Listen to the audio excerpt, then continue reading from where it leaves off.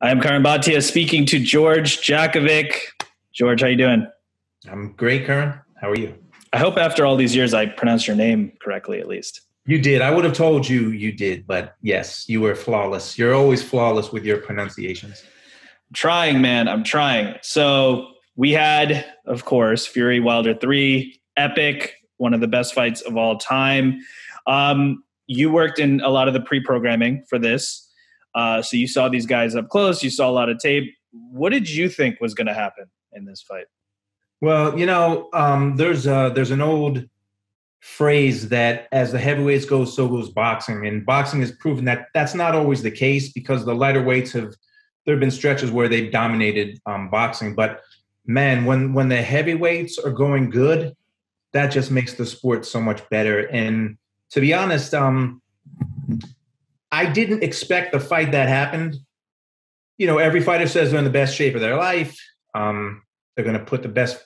It's going to be the best fight they've ever had. Doesn't always come to fruition.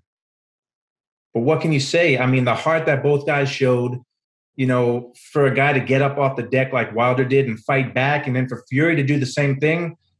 I mean, it was a great night for boxing. It was a great night for boxing fans. And I think it was a great night for both the fighters. I remember once, this must have been in 2011, we were having lunch at the HBO cafeteria, and it was before the Vladimir Klitschko versus David Haye fight. And we were all excited because it was a big heavyweight fight. We were going out to Germany. And I remember at lunch, you were like, oh, wouldn't it be great if like both these guys knock each other down, they trade knockdowns in an exciting fight. And of course that didn't happen at all in that fight. But that stuck with me. It's like, that doesn't happen that much at a championship level where guys like trade knockdowns and get up and keep fighting. So it was kind of crazy to see that, right? To see how back and forth it was with the knockdowns. It really was. Someone in all the articles that have been written about it, someone said you couldn't have scripted the fight any better. And it's true. I mean, it was like a Hollywood script. Usually when a guy goes down, especially with the heavyweights, they have a tendency to stay down. But it was really like a movie, and it was just an exciting night and such a great fight. And, again, as a fan, you just feel great after nights like this. It really lived up, and it's good because it seems like when mainstream sports fans tune into boxing, so often they are disappointed. And, a lot of mainstream fans tuned into this and were not disappointed. So let's talk about the fight. So Wilder comes out, he had Malik Scott, new trainer, and the plan, it seemed like, was to work behind the jab. He came out with like 2 or 3 jabs right away. But here's the thing, like I was looking into Wilder's success that he had against the first time he fought Bermane Stiverne. And in that fight, he worked behind the jab and moved. And I thought that would be something that he would maybe bring into this trilogy fight. Now, in that fight versus Stiverne, I looked it up. He landed 120 jabs throughout the fight. That was a 12-round fight, okay? In this fight with Fury, Wilder only landed 9 jabs. And that's not in a round. That was in the entire fight. So I wonder if I don't know if he betrayed the game plan or that wasn't part of the game plan. It seemed like for those few opening seconds, him coming out behind the jab, it kind of seemed like it was working. I know that was only a small sample size. What do you think about Wilder's game plan in this fight? You're right. I thought he was going to use the jab a lot more. And against Stiverne, I mean, you look back at that fight, and that night he looked like he was really evolving into a complete fighter, not just a guy with a right hand. A lot of times guys try to change their styles, but inevitably they revert back to what they were. When Tyson was later in his career, he was famous for his head movement when he was young. You couldn't hit Mike Tyson when he was young. As he got older, he turned into a slugger. In many of his fights later in his career, he would bob and weave for about 30 seconds, and then he was in destruct mode where he just tried to take your head off. Wilder came out and jabbed to the body. He looked like that was going to be the plan. I thought he won the first round, and he reverted back to what he was, and he's a guy that swings for the fences. And that's what he did. He reverted back to what he was. I mean, it's hard to change your whole style as a fighter. And unfortunately, like the Stiverne fight, it really looked like he was becoming an all-around fighter. He started to really knock guys out as a heavyweight champion. And he just, he relied on that right hand. And, he is what he is, but it was a great fight. But yes, I thought the jab was going to be a part of his arsenal. And it was the first round, and then it was gone. Mike Tyson said everyone has a plan until they get hit in the mouth. He got knocked down. He went back to looking for the right hand. Now, that's not to say he didn't have success with that right hand, which now it's being reported that Malik Scott is saying that Wilder actually broke his hand or broke his finger. So we don't know when that happened or how much that affected him. But let me ask you this. The favorite was Tyson Fury because of what he did in the second fight. And he bulked up even more, and you figured he was going to kind of do what he wanted to do. People were putting money, though, on Wilder. Someone at the post-fight press conferences asked Bob Arum, they said 80% of the money was going on Wilder. Now, I don't know if that's true, but in a way that makes sense because Wilder was the underdog, and you can get more value if you bet on the underdog, right? You get a better price for your money. There was another report that someone at the last minute came in and placed a $50 million bet on Deontay Wilder. I don't know if that's true, and I don't know how that person's doing today. Someone should check on them. So, but there was money on Wilder. Mayweather. Was it Mayweather? It might have been Floyd Mayweather. So let me ask you this. When that third round, when Fury got the first knockdown on Wilder, did you think it was over at that point? Did you think that Wilder was basically going to be done at that point? He was hurt, and, he took such a beating in that second fight that, I didn't think the fight was going to last too much longer. But I think that what might have happened was at that point, Fury might have gotten a little cocky and forgotten that Wilder still has that power. And, Wilder showed it wasn't over in the very next round. And that was my next question. I mean, Wilder getting up and then knocking down Fury twice. We've seen Fury go down before. And I tweeted this. It's crazy that in this trilogy, Fury has gotten up twice from the canvas in two different fights. 2 out of the 3 fights, he was knocked down twice, and he's never lost in this trilogy. What did you think about those knockdowns in round 4? And was there any part of you that said Tyson Fury may not get up? Yeah, I mean, whatever. There's a lot of people who don't like Deontay Wilder based on his excuses that he had in his last fight, but you can never say that the guy doesn't have heart or talent or guts. When he landed that first right hand that had Fury wobbling and Fury went down, he got up, he looked okay. But that second knockdown, I think if Wilder may have landed 1 or 2 more right hands, the fight might have been over. Like you said, the heart that these guys show from getting up, it was incredible. And yes, I thought Wilder was a punch away from regaining the heavyweight championship. He never found that punch. And Fury used his size. He was leaning on Wilder. He was kind of putting him in a headlock. And then Fury knocked him down again in round 10, and then around 11 when it was called. What did you think about the end of the fight? It was waved off by Russell Mora, as it definitely should have been. I heard somewhere that Wilder said he felt like he could have continued. It didn't seem that way. What did you make of the end of the fight there? I mean, I thought that it was a good stoppage. Wilder, maybe from round 8 on, looked dead on his feet.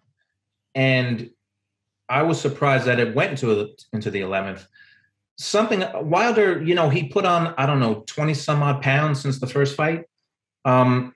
Looked great. Wilder doesn't run in his camps. And it looked like you can have all the muscles and bench press all the weight you want.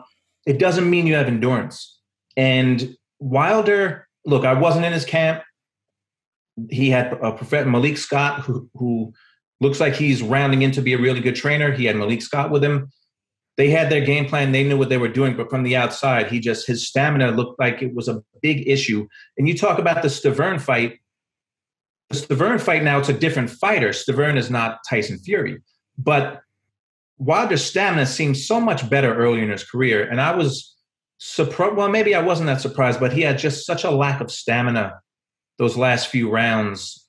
And look, I heard Jerry Cooney earlier on his radio program on Sirius, and he was upset with the stoppage. He said, it's a heavyweight fight. The guy's got to be given a chance.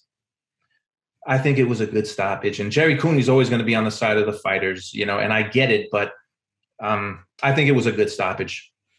Even if you are on the side of a fighter, I mean, if you get knocked down as many times as he did there, I mean, you need to save this guy from himself there. And I think it was definitely a good stoppage. You mentioned the weight jump for Wilder. I have it in front of me here. For the first Tyson Fury fight, this was in 2018, he weighed in at 212.5 pounds. For the second one in 2020, it was 231. And then this one was his career high of 238. So let me ask you this. In a way, it was almost like what I was saying before the fight was, what Fury did the second fight was he figured out Wilder in a way. And it's, traditionally we used to say like a brawler versus a counterpuncher. The counterpuncher is going to figure the fighter out and have success in the second fight, and then probably again if they ever fight again. In a way, it's different styles, but it's almost like Fury figured out if he bulks up really big, he can kind of walk through Wilder and kind of bully him, be the bigger man, and knock him out versus what he tried to do in the first fight, now box him and move. So if they ever fought again, not that anyone is asking to see that next by any means, but if they ever did fight again, is there anything Deontay Wilder can do different to ever beat Tyson Fury? Or is it just the fact that Tyson Fury is a more skilled boxer, he's a bigger man, and that style is always going to cause Deontay Wilder trouble? There's probably nothing he can do now, especially after taking, those two losses. He took so much punishment in those fights.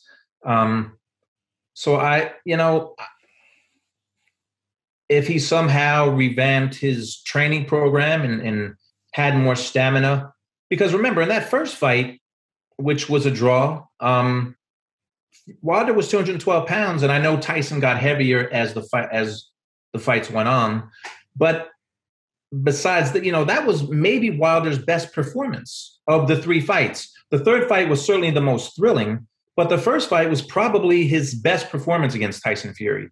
At this stage of his career, I don't think he's going to do anything different. We were supposed to see a brand new Deontay Wilder for this fight. He was going to jab and go to the body, and we didn't really see that. We saw a guy who has a hell of a right hand, and if he lands it, he can knock you out. And he did land it, but he didn't win the fight. So I would hope they didn't fight again. But look, it's boxing, and anything can happen. And who knows what happens a year or two down the line. But Wilder, if I'm not mistaken, he's 35, 36 years old. So, time is not on his side. And to your point, I'm looking at the final punch stats here provided by CompuBox. So I mentioned earlier that there was a total of 9 jabs landed for Wilder through the entire fight. Tyson Fury landed 36. And if you look at total punches landed, Wilder landed only 11 to the body. Fury did land 19 to the body, and he basically doubled Wilder through the entire fight. Fury landed 150 punches through the entire fight. Wilder landed 72. So you mentioned Wilder, his age, and now he's been in a couple tough fights here. He had this fight. He had the fight before with Tyson Fury. He had the Luis Ortiz first fight. He's been in there where it hasn't just been go in there and knock a guy out, right? He's gone through a couple of battles here, a couple of wars. If you were advising Deontay Wilder, would you tell him to hang up the gloves and call it a career? I mean, you have to really know what his mindset is. He's a success story.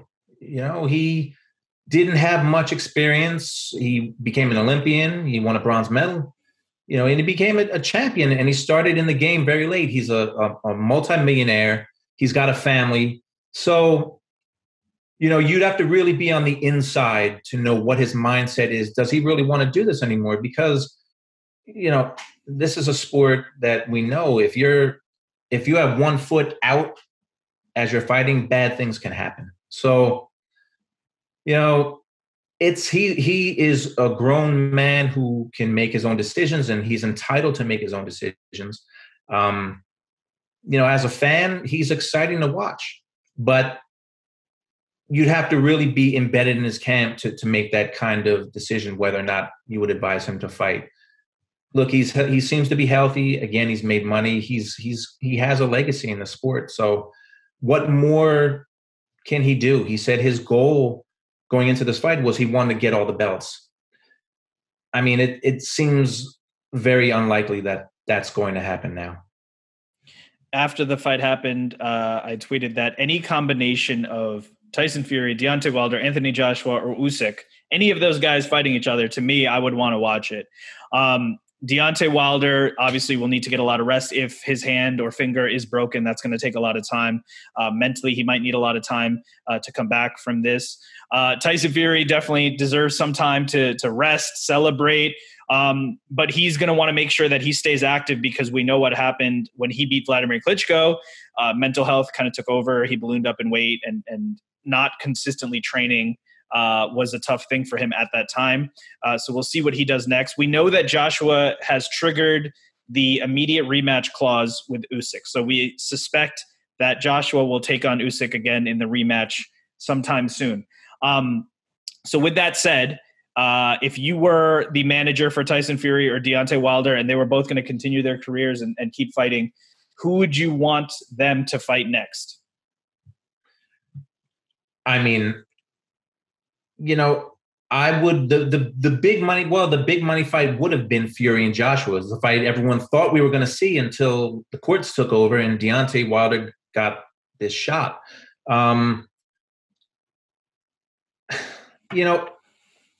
Right now, if you told me that Anthony Joshua was going to fight Deontay Wilder next instead of Usyk, I'll pay money to see that. I would pay money to see that fight. He's going to fight Usyk again.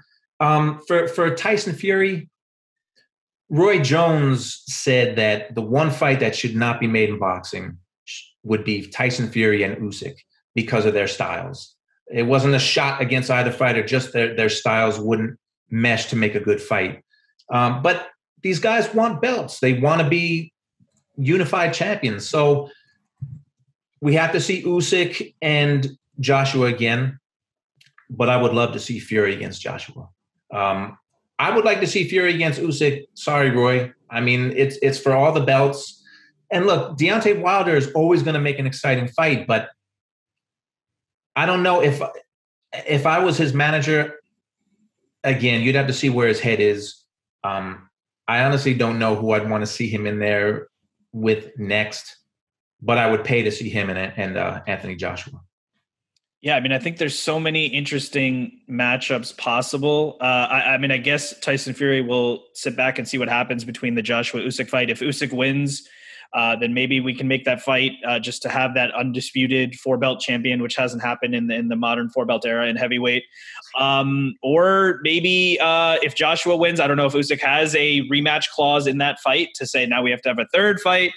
So there's so many things unknown. The other part of it is I still think all of those fights are really interesting because we know in boxing styles make fights. So it's not like if A beats B and B beats C, that C will necessarily beat A. And you could just look at Adam Kovnowski and Robert Helenius. Kovnowski knocked out Gerald Washington. Gerald Washington knocked out Helenius. Helenius knocked out Kovnowski. Now we know twice. So it really could be a style thing. And so I guess let's see what happens. But in terms of this epic fight from a historical sense, I know that you have seen so many big heavyweight fights and trilogies. Of course, Ali Frazier comes to mind, heavyweights, trilogies at the highest level. We've heard about other fights like Foreman-Lyle, and another fight in recent memory that was an epic fight was Anthony Joshua versus Vladimir Klitschko, one of the best heavyweight fights of all time. And that's another fight where they traded knockdowns and it ended late. It ended late in a stoppage. So where does this fight, Fury Wilder 3, rank for you in terms of those all-time epic heavyweight fights?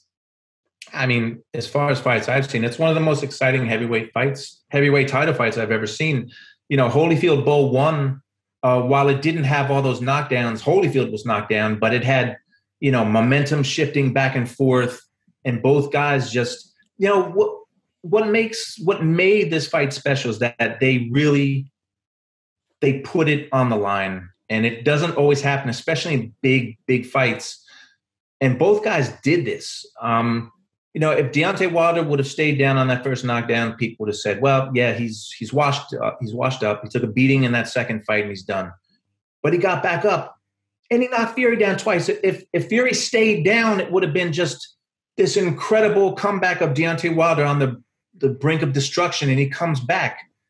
But Fury got up and he fought back, and they went into the 11th, and it was just such a fun fight.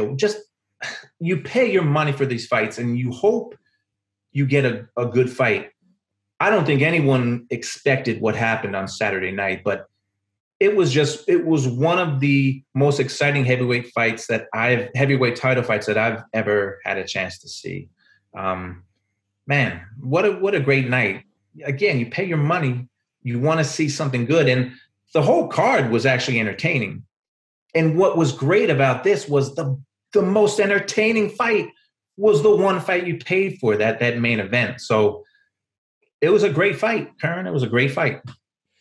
We know that the great Emmanuel Stewart said during Gotti Ward, he said, you dream of fights like this, and this is even more than you could have dreamed. And that was probably applicable to Fury Wilder 3 as well. So yeah, it absolutely was an epic night. One more thing about it is, we've talked about the issues that the sport of boxing has had for so long. One of the biggest issues is fragmentation, and there's just different people with different promoters and different networks, and they're not working together. And if you look at what happened here, it was Fox, PBC, Deontay Wilder, and ESPN, Top Rank, Tyson Fury, and they're coming together.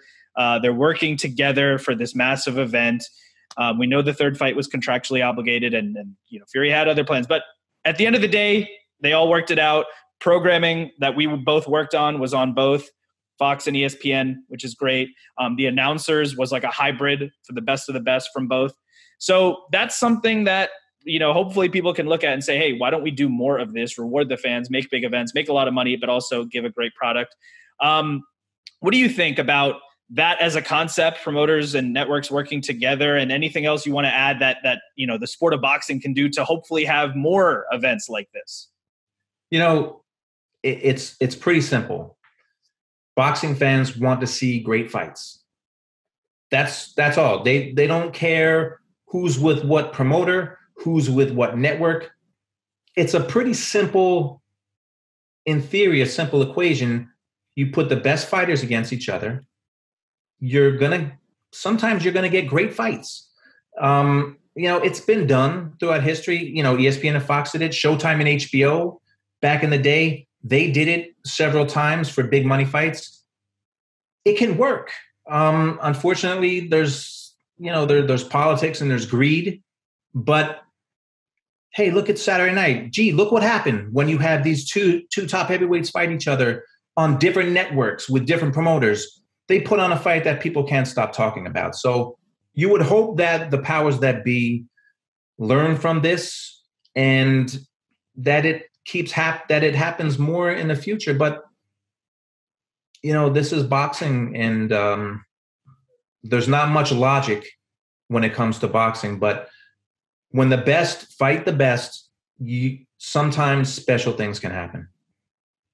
Absolutely, and let's hope the best continue to fight the best. So just to close it out, we had this epic fight, but we do have more boxing on the calendar. We have big names. We have Canelo Alvarez versus Caleb Plant. That's going to be an undisputed fight at 168. Triple G is coming back at the end of the year. He's almost 40 years old, but he's still, one of the top fighters in the game. Joshua Usyk, as we mentioned, is another big one. Hopefully Teofimo Lopez versus Kambosos can happen. And there's so many other fights on the schedule. Anything in particular that you are specifically excited about, or any specific fight that you have circled on your calendar that you can't wait for? One of the fights you mentioned that we'll talk about in this 1 second, but Bud Crawford and Sean Porter is a fight that I think I can't wait to see. I mean, Porter's just so tough in there, and Crawford finally has a big name in the welterweight division. This is where the politics of boxing have sucked, because Crawford has been a champion for a few years. He's been shut out from fighting the main guys because the welterweight division is comprised mostly of the elite fighters, of PBC fighters. But now we get a great matchup. You know, Crawford, and again, this is two entities working together again for a fight that a lot of people want to see. So that's a fight I'm looking forward to. And I'm really looking forward to Canelo and Plant. And, you know, nowadays, Canelo is pound for pound best right now. You know, it's en vogue to always say Canelo's going to win his next fight. His fight's coming up. But Caleb Plant is a supremely skilled fighter. You know, Canelo is knocking everyone out. I mean, he's breaking eye bones and just shattering ribs. But I think that Caleb Plant can be a special fighter. He's got all the skills to be a great fighter. Unfortunately, he hasn't been matched up where he can really shine and show those skills. He looked great when he won the fight from Uzcategui, but he hasn't really had a tough matchup since. I think Caleb Plant has the skills to beat Canelo. Whether or not that happens, we'll see. But most people are thinking that Canelo's going to rip right through Caleb Plant. We'll see. You know, just because a fighter has great skills doesn't always mean he or she's a great fighter. They have to prove it in the ring. And Caleb Plant has the skills, and we're going to see if he can use them to fruition and get a victory over Canelo. So that's a fight that I don't know. It's kind of running under the radar, and a lot of people think Canelo's going to beat him easily. I don't think that. I think Caleb Plant is going to have a special night that night. It's definitely running under the radar because of the continued success that Canelo has had after the Mayweather loss, and just putting together a string of all of these wins against top opposition, or, you know, the draw to Triple G's in there too, but the rest of them are all wins. And so in a way, to your point, maybe Caleb Plant isn't getting his due.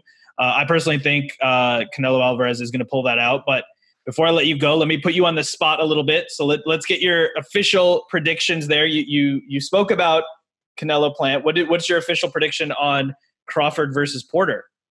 Well, let me tell you first that there's a lot of people who know a lot about boxing. It doesn't mean you can pick fights, because if I could pick fights, I would probably live in Vegas right now.